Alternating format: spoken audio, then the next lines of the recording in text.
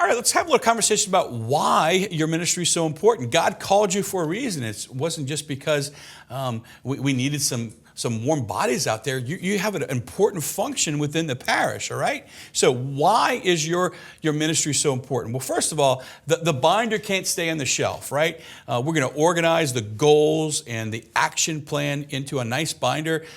But that binder can't stay on the shelf, and it's not just because it can't stay on the shelf because that's not a good thing to happen. That binders are going to affect real human beings.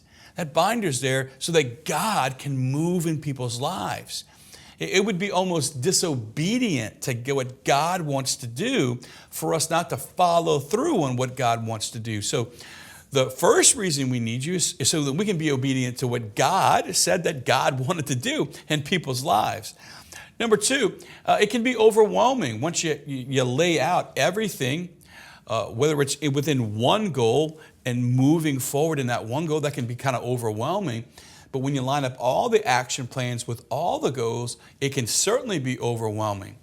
We need you to help us so that we can focus and just focus on what we need to do in the present moment.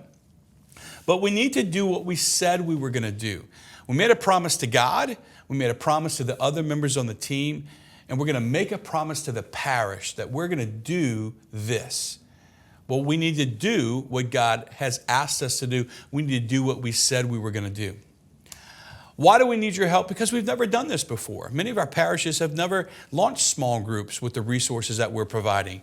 Many of our parishes have never had the teams that we've had. Hey, this is new ground for us. And the more people that we have keeping an eye on us doing what we said we were going to do, helps us navigate through some of the bumps in the road, helps us to adapt to some of the problems that might pop up.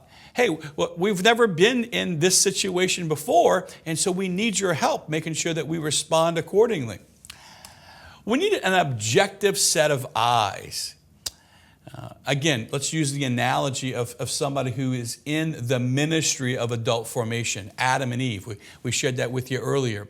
Adam and Eve are going to be so in the weeds, focused on what's going on. Sometimes they don't see what a fresh pair of eyes can see. So by you as an implementation team member monitoring what's happening but not being involved in the weeds, you offer an objective set of eyes that can look at it, a set of ears that are listening to people to help communicate with those who are in the implementation of the plan, but you're going to see it from a different set of eyes, and you're going to be able to offer that perspective to the pastor and to the rest of the implementation team. And then finally, I'm just going to pick on the guys who have the collars on because every one of us has our own set of habits. I'm just going to be honest about that, right? So we need help, and we're not going to admit that to you. Now, if you're watching this video with your pastor, he probably just said something bad about me, and that's okay. I'm used to that. But we all have our habits, and we need help. And what we've been asked by God to do is so important that I can be honest enough to say we need help. Right? So without your help, we might try to manage it all of it by ourselves, or without your help, we might get preoccupied with other things that are going on. Every one of your pastors gave his life to Jesus Christ because he loves you. And every one of your pastors is serving in this diocese because he believes in the parishes. The implementation of the plan in your parish is not the only thing that's on our plate. We have hospital calls. We've got we have confessions to hear. We have other things that are awesome opportunities for us. We've all built up our habits of our own capacity to stay focused on different things.